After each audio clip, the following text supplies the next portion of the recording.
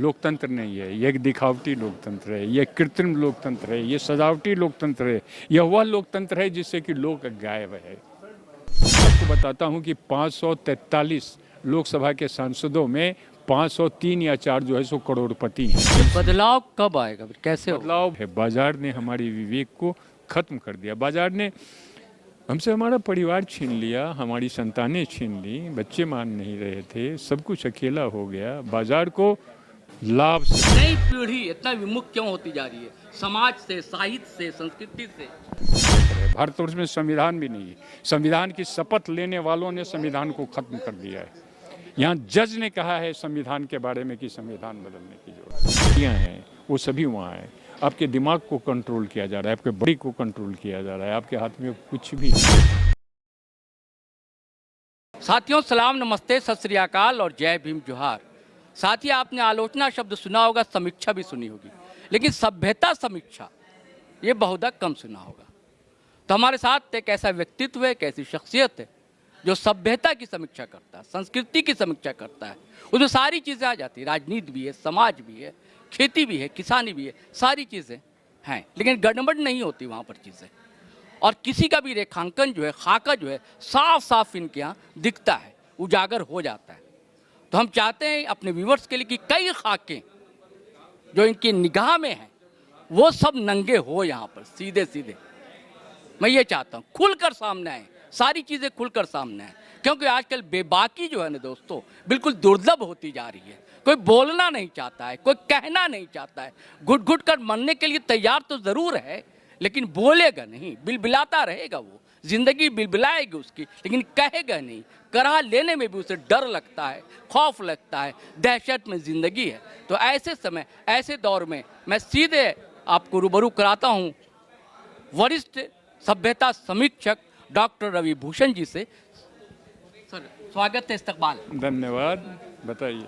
बस जो मैंने बातें कही, भूमिका, वो सारी चीजें ठीक है, लेकिन नहीं, आप सवाल कीजिए उसमें मैं। पहला सवाल सर कि नई पीढ़ी इतना विमुख क्यों होती जा रही है समाज से, साहित्य से, संस्कृति से? नई पीढ़ी का अधिकांश हिस्सा बाजार के अधीन हो चुका हुआ है। और जब मैं यहाँ बाजार शब्द का प्रयोग करता हूँ तो उसका अर्थ ये है कि बाजार की एक संस्कृति है, बाजार का एक दर्शन है, बाजार की एक सभ्यता है। बाजार केवल बाजार नहीं है, बाजार केवल दुकानों में नहीं है, बाजार आपके मानस में है, आपके सोच में है, आपके विचार में है, आपके चित्त में है, आपके हृदय में है, सर्वत्र बाजार की सर्वत्र उपस्थिति है। कहीं इसकी मूर्त उपस्थिति है, कहीं इसकी अमूर्त उपस्थिति है। तो जो युवा वर्ग है, इस युवा वर्ग का अधिकांश हिस्सा, मेरी समझ से लगभग 80% हिस्सा, बाजार को मैं एक बड़े व्यापक अर्थ में ग्रहण कर रहा हूँ, यह उसके अधीन ये हो चुका हुआ है।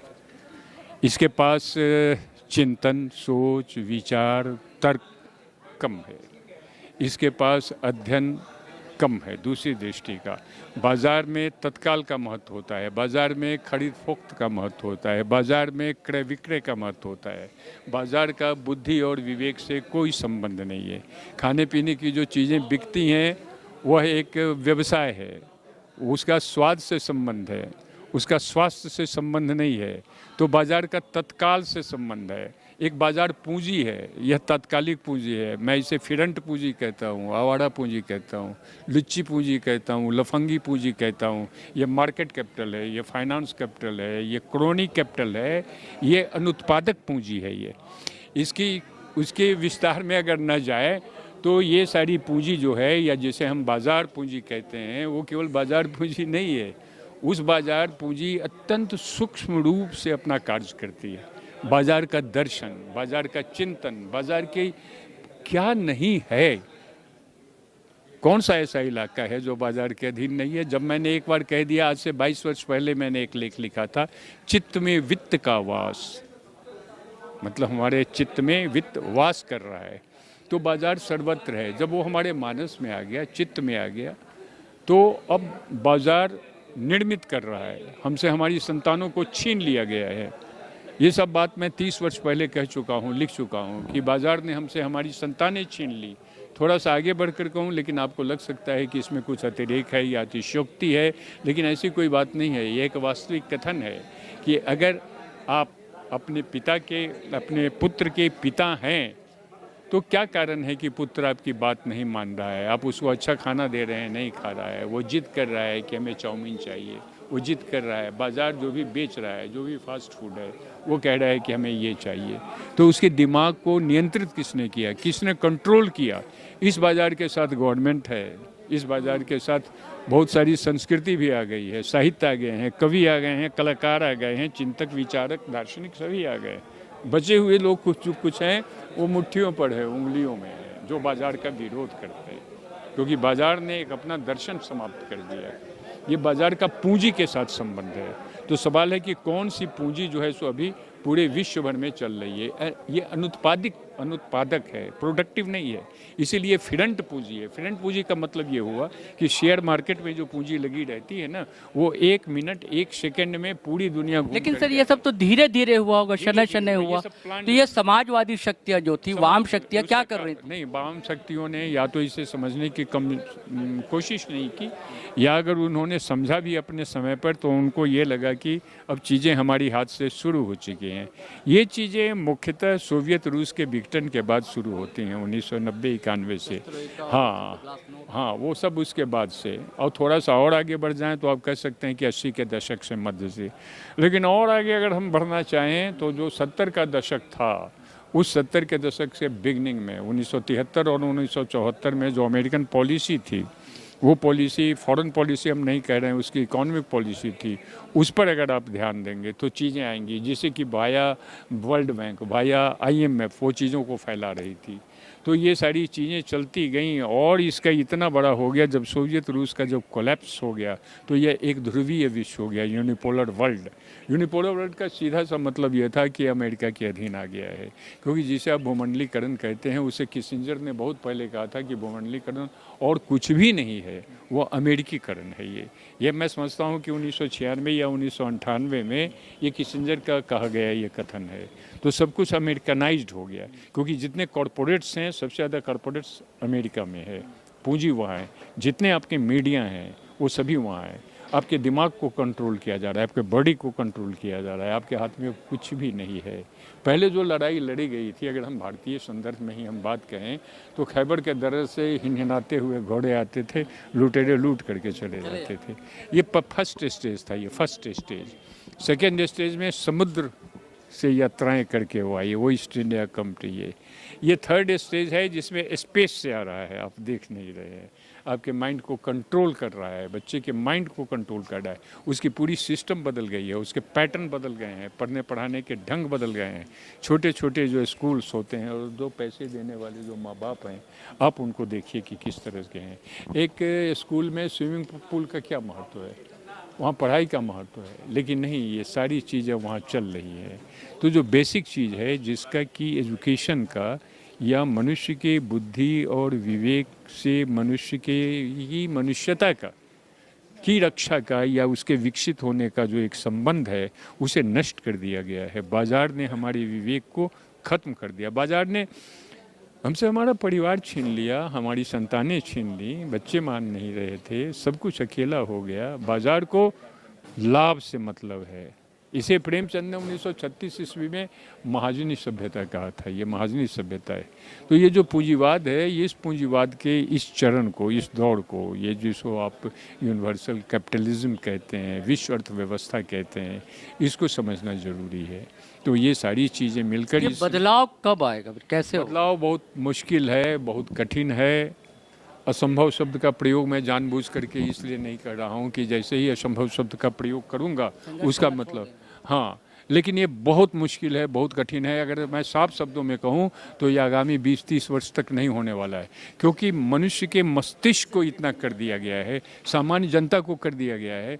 आप भारतवर्ष में आप 80 करोड़ जनता को आप 5 किलो का आप अनाज दे रहे हैं, तो जाहिर है कि जो अनाज दे रही है जो सरकार, वो उसको वोट दे दी। तो इसमें सारी राजनीतिक पार्टियां जो हैं वो कमोबेश दोषी हैं, क्योंकि सारी राजनीतिक पार्टियों का जो एजेंडा है वो यही इकोनॉमिक एजेंडा है, अर्थव्यवस्था का एजेंडा है। चाहे वो कम्युनिस्ट पार्टियां हो, समाजवादी पार्टी हो, सबसे कोई फ़र्क नहीं पड़ता है। क्योंकि आप ये देखिए कि इसमें वर्तमान लोकसभा में 41 पॉलिटिकल पार्टी के मेंबर्स हैं। अब मैं आपको बताता हूं कि 543 लोकसभा के सांसदों में 503 या 4 जो है सो करोड़पति हैं। तो करोड़पति क्या लखपति बनना पसंद करेंगे? वो उसे कंट्रोल कर रहे हैं और जनता करोड़पतियों को जिता करके संसद में भेज रही है। तो इस जनता से हम क्या अपेक्षा कर सकते हैं? जनता को विभाजित कर दिया गया है धर्म में। आप पूरी तरह से आप देखिए भारतवर्ष में धर्म पहले भी था, लेकिन जितना विभाजित किया गया धर्मांधता है।